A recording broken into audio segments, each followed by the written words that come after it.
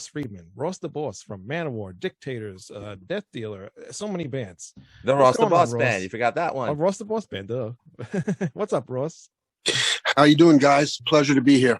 Yeah, welcome to the show, and really excited to have you on here. And I actually last night I was just looking up some stuff about you, and I just saw you did an interview with somebody, and you were talking about the re-recording of some of the Manowar albums, like Battle Hymns and Kings of Metal.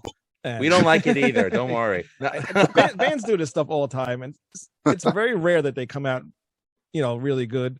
Like the last Twisted Sister, when they redid "Stay Hungry," it was terrible, And even with Manowar, they should have done it. So, talk about that for a moment.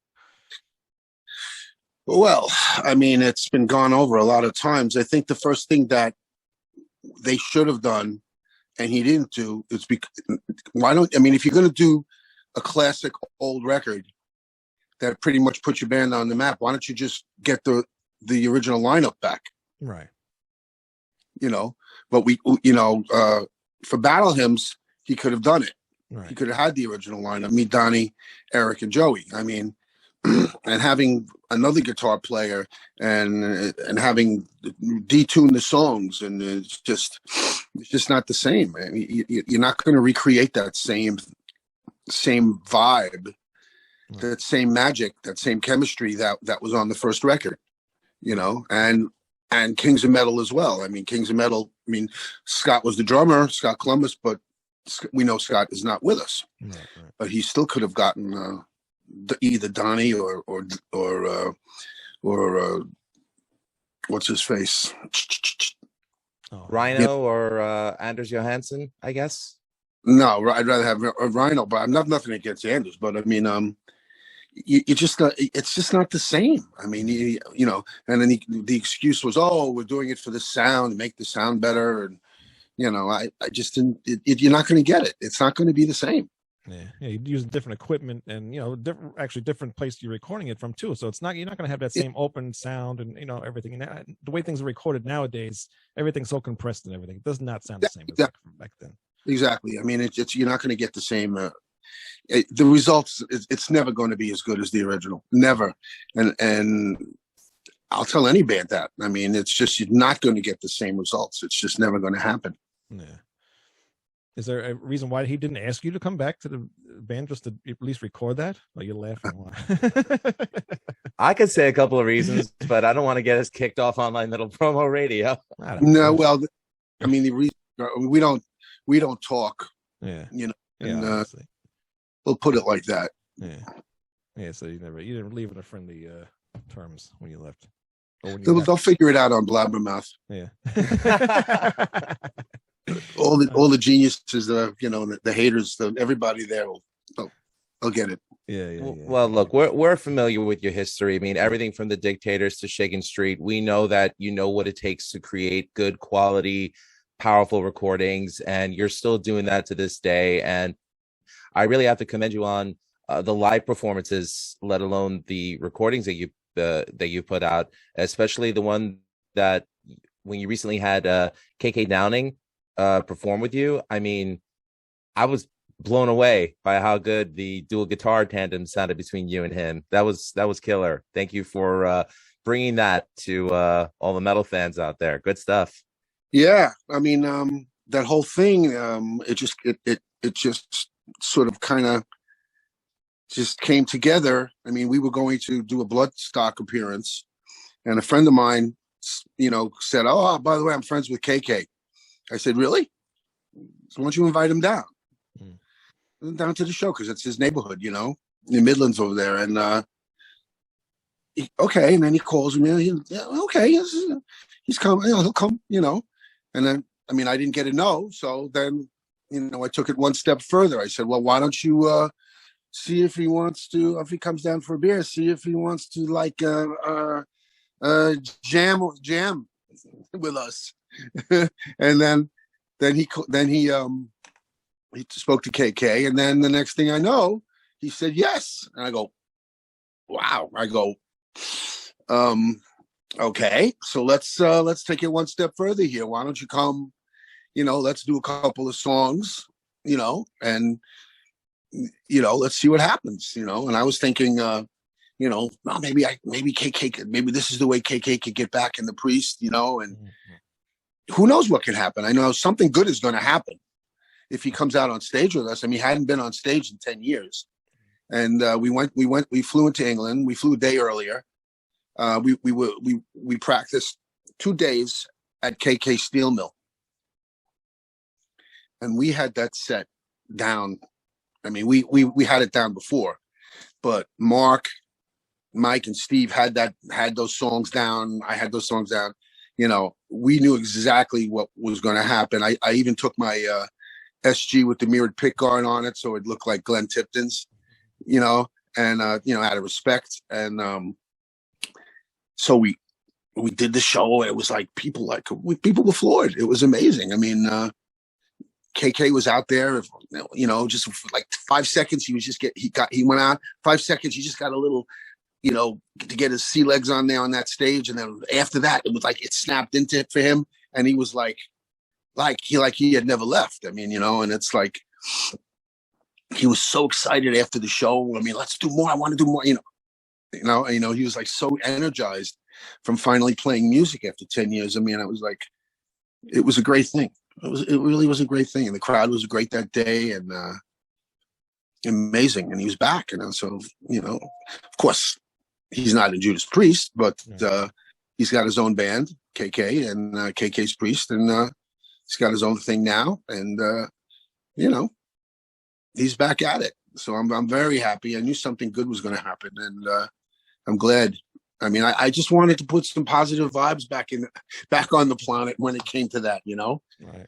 You did a good job. Thanks. And the band was great. I mean, we knew we had to deliver for them, and we did our set. KK came on. It was a great day. It truly was. Really cool. What do you think about that whole Judas Priest thing? I mean, because recently they wanted to go on tour with just one guitarist. What do you think about that whole thing? That was kind of gunned down really quickly. That was. Thank goodness. The reaction to that wasn't too. They're just a 2-guitar band. Yeah. Can't do it without 2 guitars. They're just a 2-guitar band, and there's nothing you can, well, that is, but the whole thing with Priest and that, it's kind of ugly. It's really ugly that it's been, put out in the public. I mean, Manowar and me, I mean, it's kind of out there too, but not to the extent that KK, I mean, writing books about it, it's, right. It's, I think the fans, it kind of makes them feel bad. I think people feel bad about it, Yeah. It's, like with me, I was gone from Manowar, I was fired in 1988. So. Yeah, it's so long ago. It's kind of not forgotten, but it's so long ago. People kind of gotten over a little bit, But with the Judas Priest thing, it's so fresh in everybody's mind still to this day. It's nobody can forget about it. Also, I think a lot of it has to do with the quality of the music. I mean, the quality of the music when you were in Manowar, Ross, was top notch. I mean, if you take into account just the first 3 albums, Battle Hands into Glory Ride, and of course, Hail to England, and I need to throw Sign of the Hammer in there as well. I mean, 4 perfect albums in a row, and that's what I mean. Me as a Manowar fan, that's what I think of. And with Priest, though, I would have to say I enjoy what Richie contributes to the band. I thought what he did with Redeemer of Souls, and especially the most recent one, Firepower, I think it holds up with everything that they've done with in the past. So I get what you're saying. I think that's why it hurts longtime fans of bands, because it's like, of course you want the band to continue on. Of course, members are going to go. Other past members are going to form new things. It's heavy metal mitosis is what it is. It's been going on since Dio replaced Sabbath and Ozzy, or whenever, Richie Blackmore wanted to replace members of Rainbow. You know how it goes. But the thing is that for longtime fans of bands, it's like, when they see that current lineups are doing things that are kind of antithetical to what came before it, it hurts. That's what it is. But I'm glad that you haven't let us down, so thank you. Well, I'm just doing what I can do to the best of my abilities, and pounding out product. I mean, with DeathDealer, and you know, they'll play soon, hopefully next year. And Ross The Boss Band, of course, we're getting ready to go on tour in April. Okay. April 21st, we start in Barcelona, and then we have 4 shows, 4 East Coast shows. And let me mention it because I'd like anyone that can hear it within the hearing shot of my voice, I would like them to show up if they're anywhere around the neighborhood. I mean, we're playing. Oh, look at that tour! That's unbelievable. Oh, my goodness, this tour was postponed twice already before this. So, April 14th, New Bedford, Massachusetts, The Vault. April 15th, Clifton, New Jersey, Dingbats. That's gonna be great. April 16th, Wilmington, Delaware, Bar 8. And of course, 4/17, Brooklyn, New York, the Kingsland. That's Easter night, but I mean, eat dinner and then come out and get your head blown off. The Greeks will show up because their Easter is in 2 weeks from that Right. one, so they'll be there. My people. I don't want no excuses, So that's the warm up for the European show, and on the 19th we fly out to Barcelona.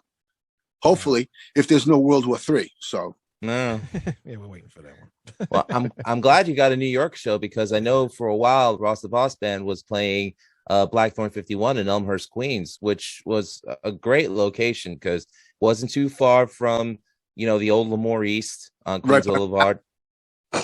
That too, and it was a place where any metalheads from that Brooklyn, Queens, New Jersey area could come see shows. But unfortunately, because of COVID, that place is gone. Revolution in Amityville is gone. So I'm glad that Brooklyn's bringing it back with the Kingsland. Right. And it's they have a couple of venues, those guys, but it's going to be those shows are going to be great.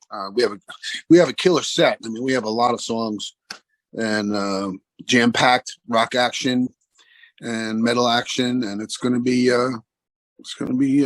great nights. Speaking of the new DeathDealer, Fuel Injected Suicide Machine, it's an EP.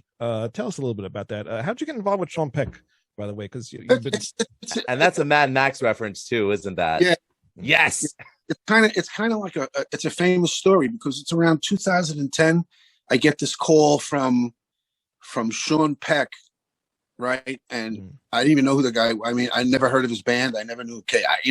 And like he goes, you're going to join my band. It was like the first thing he said. I'm putting together a new band and you're going to join it. I go, what? I say what? Yeah. He goes, yeah, I have the name of the band. It's going to be called DeathDealer. I have all the members. I got this, I go, all right. And she said, I got this guitar player from Australia. His name is Stu Marshall. He's unbelievable. I go, okay. And then, so, it was one of those phone calls, I was like, okay, this guy's kind of sure of himself. Yeah. I said, all right. So, and then the next day I got a call from Stu Marshall from Australia, and he couldn't be the greatest bloke that I've ever, one of the greatest guys, sweetest guys. And I kind of checked out some of his guitar work, and he's a pretty badass motherfucker. And then they sent me the demos for a War Master, and I said, oh my God. And it was something that I wasn't totally 100% responsible for. It was a band that I could just join. Right. And, I didn't have to do the bulk of the work. I mean, I had to do work, but I didn't have to do, the whole thing. And he goes, yeah, we love you, man. Yeah, I love you. I play guitar because of Hail to England, and he was so nice. And so I said, I listened to this music and I go, you know what? I'm in. I want to do this. Right. So that's how we started. And we just did what we had to do. So hopefully, after all this bullshit, but the great thing about it is that during the scamdemic, we just kept writing songs. Stu and Sean kept writing. They have DeathDealer 4 all recorded. I just heard that the other day. I'm like, how? DeathDealer 5 recorded. Yeah. We have DeathDealer 5 recorded. Yeah. Yeah, plus Sean has other bands from his, other albums for his other bands recorded already too. So Yeah, I don't know how he does it. He's insane. I don't know how he does it either, and he just keeps, he keeps it fresh. I mean, he keeps all these ideas, and the lyric video for the fuel injected suicide is done by the guy that did Denied by the Cross. Okay, this guy in England. I mean, if you check out my lyric video, Denied by the Cross, and then this guy has a great style, an amazing guy. I mean, it's an amazing work. And everything we put out is high quality. So we're very happy with it. We did that. Of course, we did that live stuff on the Metal All Stars. Right. I was in the I was a Metal All Star, and I was opening for myself. The DeathDealer was open on that whole tour. It was amazing. Yeah. And a lot of that footage is on. You can see it. Right. So that was in Russia. So I don't even know the next time anyone's going to get to play in Russia. Yeah, I don't think that's happening anytime soon. So yeah, I think Scorpions are going to have the right wind of change to Electric Boogaloo in order for things to calm down. Yeah, so probably not. Hopefully not. Yeah, I mean, it's my heart breaks for both those countries, and absolutely mainly the Ukraine, because they're getting their asses kicked. But they're kicking ass. They're kicking ass back. But I can't even imagine how many people have perished so far. I just can't even. It's just. Yeah, it's sad, especially with the last 2 years of this bullshit that we've been dealing with the. Right. Like you said, scamdemic. Now we got this Russia thing going on. So it's just, when are we going to catch a break here? We want to get back to somewhat normal. And so you can go out and tour and play. Music business after another, and it's let's see. Let's hope I go. I mean, I think that, I'm almost at the point we have to buy tickets. We have to, and the fuel prices are insane. And, it's like, it's just, it's challenging, let me tell you. Yeah. It's not a time for a band to be, doing anything right now, except for releasing albums, which is cool. Everybody is starting to release new music, and, because nobody's had anything to do for like the past 2 years. So. Right. And there's been like a lot of really good albums coming out, and especially like the DeathDealer, because I was listening to that this morning, and I really it's like every song on there is really good. I really like it. I've been following DeathDealer since the beginning. I was a huge Cage fan when I saw DeathDealer, and you were going to be on there, so I've been a fan ever since the beginning. So the thing is about RTB band is we're like a live band, and everyone's going, do another record. I go, I'm not doing another record. I haven't even toured on Born of Fire yet. Right. Born of Fire came out March 6, 2020. Right. We played our last show February 24th in Philly at Live Nation. Right. Great show on a Monday night. Right. And okay, March 6th, it's coming out. Okay, we're going to take a couple of weeks off and fly over to Europe. And March, it comes out March that week. It was like the whole thing fucking, the shitstorm hit. Yeah. So, it was kind of, my record was kind of lost, but it's not lost because we're going to be playing some of those badass songs. I'm telling you. Yeah, so I'm sure people are definitely ready for that because it's just been too long. Yeah. How's your business doing? Because we know you're in the batting cage in Queens Village or Middle Village, correct? It's doing great. Good. Yeah, because we made it through that 2020. I mean, we have travel teams, and plus the cages. The travel teams had all been paid up by March. They were all paid up for the summer season. These kids were ready to go, and the shitstorm hit, and I'm going like, where are these kids going to play? What's going to happen with the fields and everything and the permits and New York City and blah blah blah blah blah blah blah. But we persevered, and when everyone else was folding, all our teams managed to play 60 games. Wow. Good stuff. Yeah. So we're together, and now we're responsible. We've been given responsibility of the American Legion fields in Canarsie. So we're taking care of 4 major league fields, 2 little league fields, batting cages, and the concession.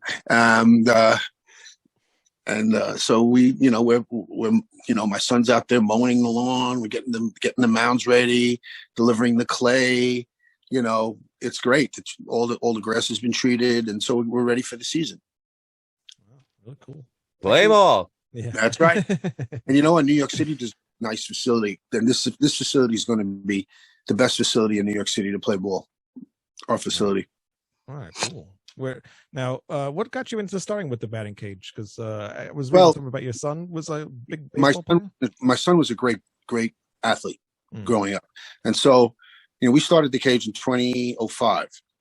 We built it, and so he was like, there was no great place, no great facility for baseball players to work out around. You'd have to go out to Long Island, right? And so why do we have to go out to Long Island? Yeah. When a great facility doesn't exist. So we built the kind of facility, we found the space, and it was perfect, and it's been perfect. It's like the Mecca, and we built it.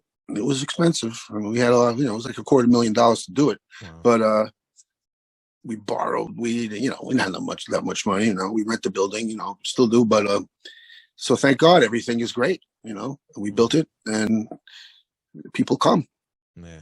And were you allowed to keep that open during the pandemic, or did they give you any problems? Well, we had to shut down for a few. Yeah, the usual. Yeah. Yeah, but I still people in there anyway, didn't I? I won't tell nobody. Because I refused. I refused to take no for an answer. Yeah. No, of course. It's not the time. I'm glad to know there's still some old school New York City people that still give a shit. That's good to know. I'm from Queens originally, and I'm sorry. We take matters in our own hands. Right. Well, unfortunately, I had to bring that mentality out to Long Island, so now I take matters in my own hands here. But where are you fucking from? I was from Astoria originally. Lived there 25 years of my life, and got married, moved to Long Island, have a kid of my own. And, if she wants to play softball growing up, I know where to bring her. Yeah, right. That's right. We have a lot of softball teams, and we don't do softball. We just do baseball. But we have Lady Diamond Pros come, Grant Street Campus Girls, all these teams, all these softball teams come. Yep. Had Queens College in there the other day, Division II. It was great. It's good. Nice. Not too far from you, so one day we'll get in there. I got a 5-year-old kid, so maybe one day I'll bring him in. Yeah, well, soon. Well, you got places by you. Yeah. That's I know. But we want to go to you. We got to go to the real one. Yeah. You come here, you go to Rose's, get some pizza, then we hit some balls, have a good time. Yeah, sure, definitely.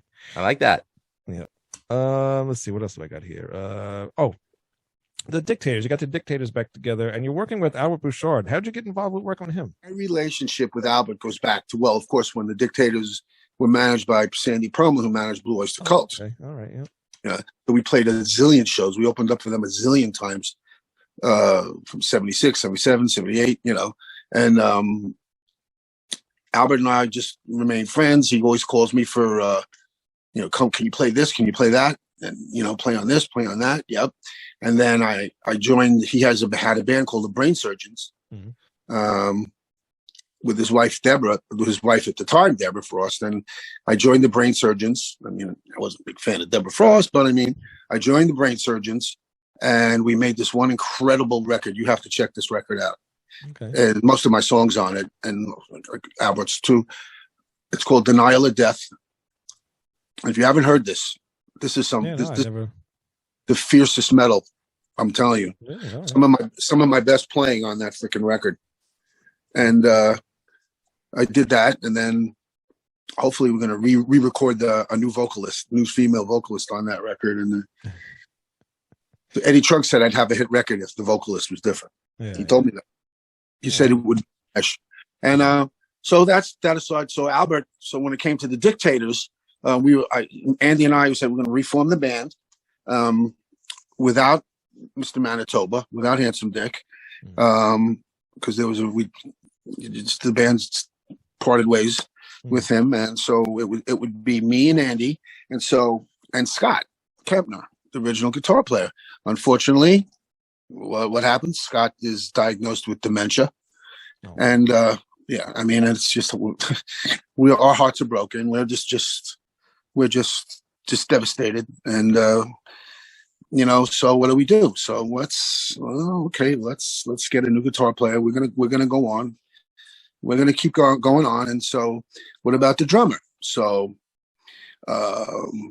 everybody was Andy and I, and we just go listen.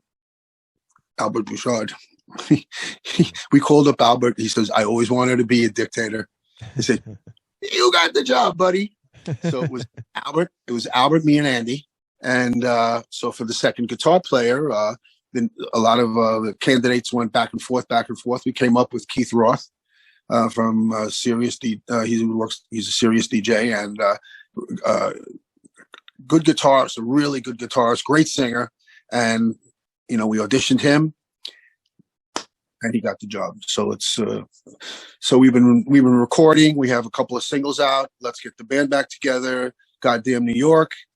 And the holiday, we released a little Festivus, a song called Festivus. Now we're working on a few songs in the can, getting a full-length record, working on getting a new record deal. And we have the Blue Oyster Cult manager and booking agent working for the band now. So it's going to be good. The Dictators we're going to do really well. Yeah. So between the Dictators, DeathDealer, and RTB band, I should be pretty busy. One would think. Yeah, you're busy, and plus you're the Cage too. So yes. Everything is working. Hopefully, the world settles down and people kind of get back to normal. Sort of. It'll never be. Now I hear of the sister variant of Omicron, B2. It's just, come on. It's a flu now. So. I don't want anyone to get sick. I don't want anyone to die. Of course not. But we're just going to have to live with this. Right. Yeah. Staying in your house for all the time is not the answer.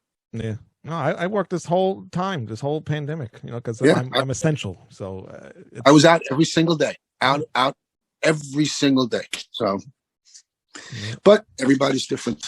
Yeah.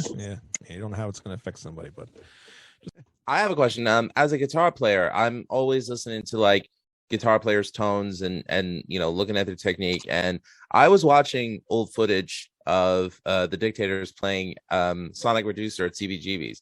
I love that video. And the thing that really impressed me about your tone then, now, mind you, I was born in 1980, so I didn't really get to experience shows at CBGB's until I was in my late teens, early 20s.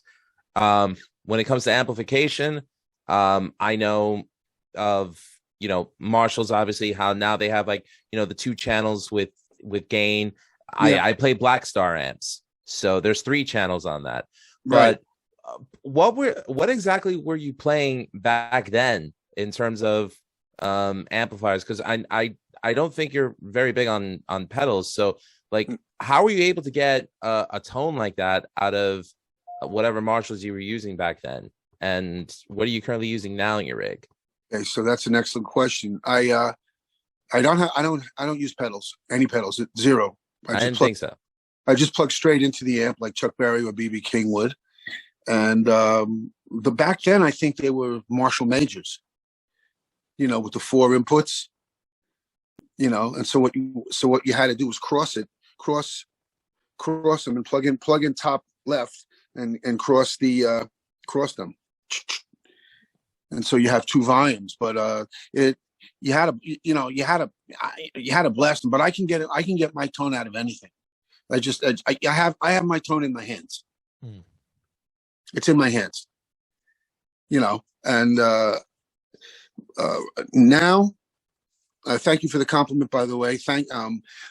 Now I use Powerball 2, angled Powerball 2s. Angles, okay. I have an endorsement with them. I think those are the best. Those amps are unbelievable. I'll be using them at Kingsland, and it's an incredible amp. But you know what? It's never the tool. It's the toolsman. Right. You can't get your tone from boxes. Look at Angus Young. He just plugs straight in as well. You just, and I think he uses all 800s, JCM 800s. Yeah. Which I used the Manowar. I bought 7 of them back in the day when we signed with EMI. But you gotta get your tone from your hands and your guitar. Sure, I might use a wah-wah pedal every 1,000 takes, but it's all in my hands. I don't use any effects. Wow. That's awesome. Another question that I'd like to ask. I know in 1980 you were in Shakin' Street, and of course the tour that you did was with Black Sabbath when they joined with Dio. I don't think I've read any interviews or listened to any interviews where you ever really spoken about it. Tony Iommi was the reason why I picked up a guitar in the first place. I mean, once I heard Sabbath the first time, I was like, that's it. I know what I want to do.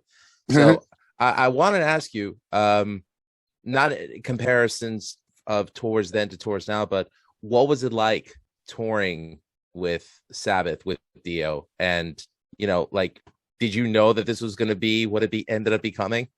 Well, I had no idea I was going to meet somebody that we would form a band with. But, the fact that we were in England playing these Odeons, playing these famous Odeons with Black Sabbath and Ronnie James Dio. I mean, it was a tremendous honor. Shakin' Street Black Sabbath. It was an unbelievable honor to be playing those shows. I mean, wow. Going up and shaking Tony's hand, I go, what do you say? What do you say to Tony? I don't know. What do I say to him? They go, yeah. It's like, he's great. Those guys were great, very friendly to us, and they all really had the hots for Fabian. That helped. That helped that we had a hot chick, and so there was that one time that we were playing. I think it was the second show, it was Manchester or Newcastle, and we did our sound check. I put my guitar down. Ronnie Dio is standing on the side of the stage, and I go up to him. I go, hey, it's like, hey, Ronnie, what's up, man? He goes, Ross, you're a really great guitar player. You are. He goes, I got a guy on my crew. His name is Joey, and he plays bass like you wouldn't believe. He goes, you should meet him. You should talk to him. I go, okay, yes, sir. So the guitar was down. Had an hour and a half to doors. So yeah, okay. I went there and I started talking. Joey and I started talking together. And as the tour went on, we started a jam in Black Sabbath's dressing room. He would play Geezer's spare bass, and I had my guitar, and we'd be in there, use their practice amps, and we would be blasting away while Sabbath was on stage. And like when Sabbath would cut off, we'd be still blasting, and they'd look up and go, fuck, what the fuck is up there? And then Ronnie goes, that's Ross and Joey. And they go, oh, okay. No, they knew what was happening. So, we decided to form the band, and Aloha Stadium in Hawaii was my last show with Shakin' Street, which was great. In Hawaii playing. That sucked. That didn't suck. And then we went back to my house in Mount Vernon, New York, and we started writing tunes. And then we did a demo. I had a friend at EMI. His name was Bob Curry, and we did it down. I got a demo budget out of him. He came to see me and Joey playing without a drummer and a singer. So I got a demo budget. It went further. They loved the demo, and they said they'd sign the band. Very cool. We actually interviewed Carl Kennedy about last month, and he says hello to you, by the way. He's my man. Yeah, he was the drummer on the original demo. Mm-hmm. He was going to be the original Manowar drummer. Yeah, what happened with that? Uh-oh. I love your directness, Wayne. I know. We have to read Blabbermouth for that one too. Oh, forget Blabbermouth. This is the real metal news. Yeah. He had this great relationship with Rock Feinstein, and he stayed with the Rods. I respect his opinion. I respect him. Yeah. I love Carl. He's a great guy, and that was it. Yeah. That's what he wanted to do. Speaking of bass players, you play with Mike LaPond, and he's an awesome bass player. Tell us some stuff about him. He's actually on another with another band, a friend of ours from the band Them. I don't know if you heard of Them. Yeah, Mike LaPond is in every band that's right now. I think so. He says no to nobody. Yeah. Playing with us for quite a few years now. Mike LaPond, to me, is the best bass player on the planet. Him, Billy Sheehan, on that level. Yeah. He's fantastic. Mike plays with his fingers. He's incredible. You couldn't ask for a better guy, better bandmate. So, yeah. So Mike over Joey. He's great. Mike is great. All right. One last question. Manowar started out wearing these loincloths. You never wore one. Why? Well, he had brains. That's why. Yeah. it would age well, that look. Yeah. No, that wasn't my style. I mean, the bikini and it's just oiled up. I mean, I didn't feel right about it. So thankfully kept my pants on, and to this day, it was the best idea I ever had. Yeah, I think so too. Everyone couldn't look the same. It would have been like a bizarre Village People, Right. Kind of it was definitely homoerotic. I know. When I show some people that never heard of Manowar, like the album covers, and they just start laughing. I'm like, well, hey, look, Conan the Barbarian was popular at that point, but I mean, but if you look at Conan Barbarian, I look more like them, like him. That I had agree with that. Down and the vest and the black brown pants. I mean, and definitely the haircut. I definitely looked like Schwarzenegger. He wasn't as built as I am, but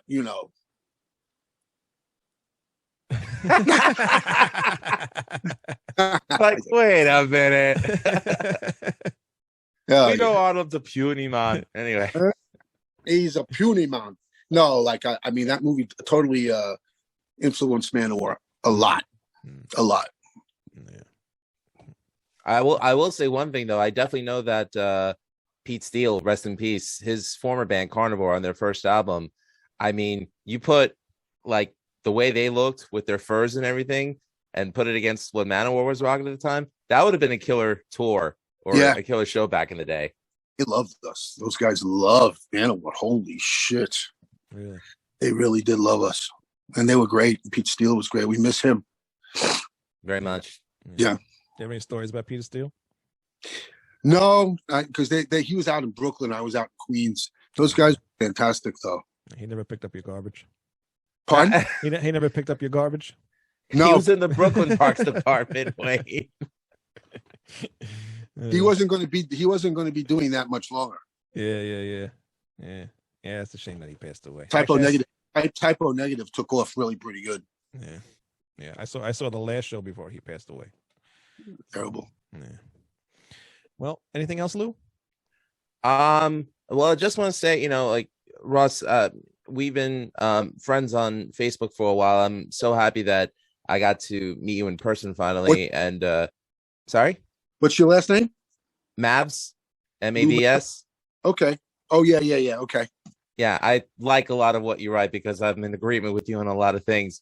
I just wanted to say, thank you for the great music. Thank you for being humble, chill, and down to earth. And thanks for giving us this opportunity. I really do hope that, like Wayne, I'm a parent too. My daughter's 3.5.